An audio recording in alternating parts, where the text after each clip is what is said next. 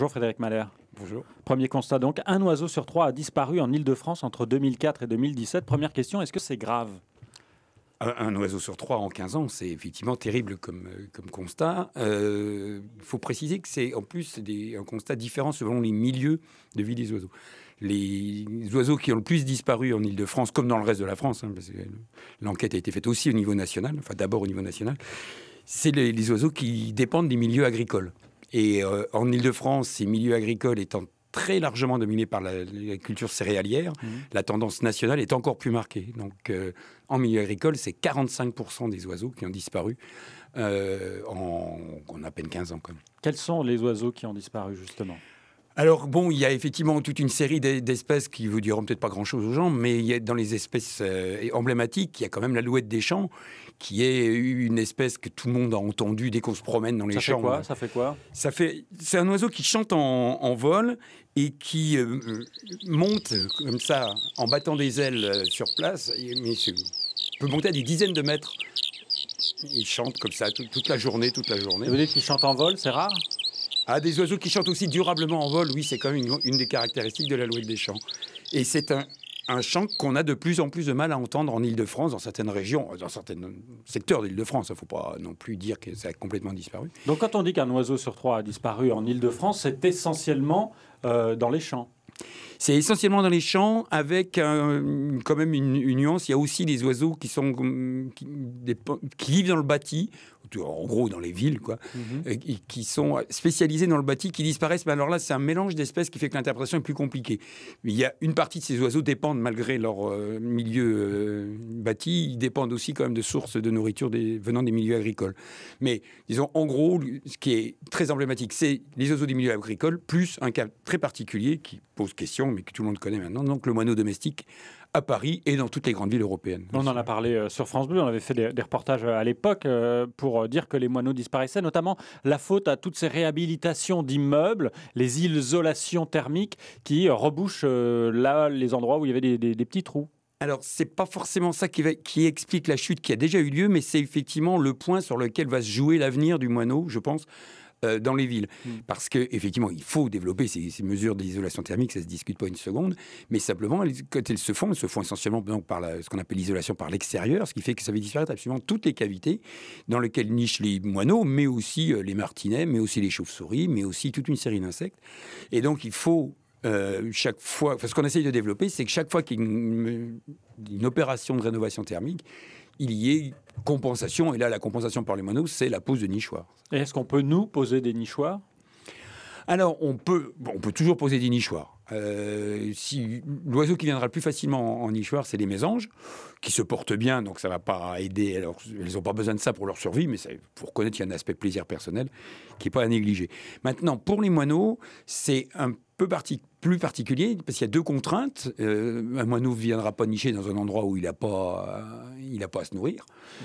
Donc, s'il n'y a pas les buissons, les herbes, etc., qui le mettent à la fois à l'abri et de la nourriture, il ne viendra pas. Et d'autre part, c'est un oiseau colonial. Donc, mettre un nichoir pour moineau, ça ne sert pas à grand-chose pour le moineau. En mettre au moins combien ? 10 ?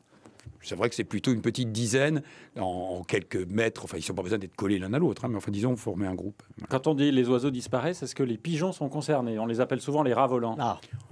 Oui, alors le terme rat volant, bon, c'est... Ah, ça ne vous plaît pas. Ouais. Bon. Mais c'est pas faux. Ils sont nuisibles, en tout cas, non ?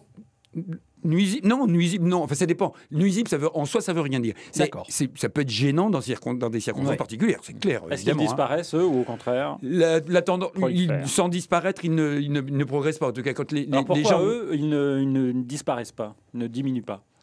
En ville, sans doute en grande partie, parce que leur source de nourriture ne disparaît pas. Les pigeons se nourrissent, peuvent être entièrement nourris de pain et autres nourritures. Et il y a des gens ou de graines, hein, il y a des gens qui déversent des kilos et des kilos de graines. Donc effectivement, ils n'ont pas de problème de nourriture. Alors que le moineau a besoin d'insectes, même s'il est granivore et que vous avez tous l'image réelle du moineau qui vient dans une assiette ou qui se nourrit de miettes, etc. Il a besoin d'insectes au moment de l'élevage des jeunes. Et donc là, ça ne peut pas être remplacé. Ça. Et donc, s'il y a moins d'insectes, c'est parce qu'il y a plus de pesticides ou il y a toujours des pesticides ? Alors, en gros, la faute à qui ? Aux pesticides ?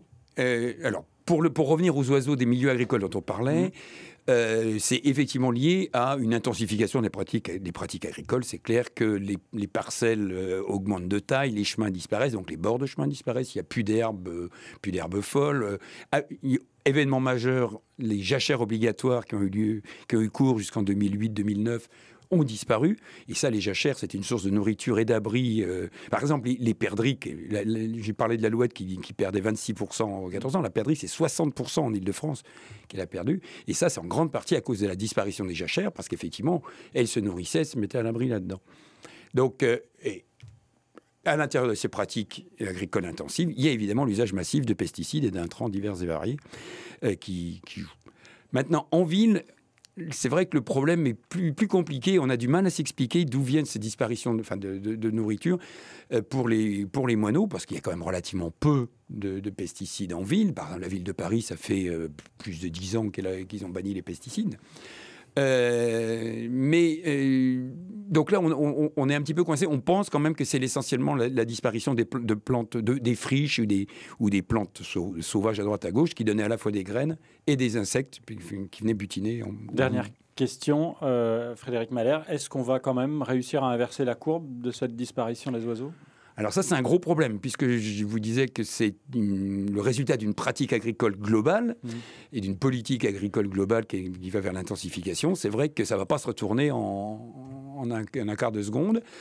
Ce qu'il faut... il y a deux choses. Il y a la remise en cause globale du modèle économique. Donc là, on se doute bien que ce n'est pas pour après-demain. Par contre, ce qui peut être fait relativement en urgence, il y a ce qu'on appelle des mesures agro-environnementales et climatiques. Et donc, c'est des plans, par l'intermédiaire de plans du même nom, agro-environnemental et climatique. C'est des contrats avec des agriculteurs qui s'engagent à maintenir un certain nombre de bandes enherbées, justement. Donc là, c'est au coup par coup. Voilà, au coup par coup. Donc, ces mesures ont prouvé leur efficacité locale, évidemment, mais donc, en multipliant ces pratiques-là, on peut, en attendant la remise globale en cause du modèle économique, on peut espérer quand même au moins stabiliser la chute. Il ne faut pas rêver, on ne reviendra pas à l'époque quand j'étais enfant. Merci beaucoup Frédéric Mahler d'être venu. Vous reviendrez nous dire où est-ce qu'on en est. Vous êtes le délégué régional de la Ligue de protection des oiseaux en Île-de-France. Interview à retrouver en vidéo sur francebleu.fr. Je vous souhaite une bonne journée. Moi aussi.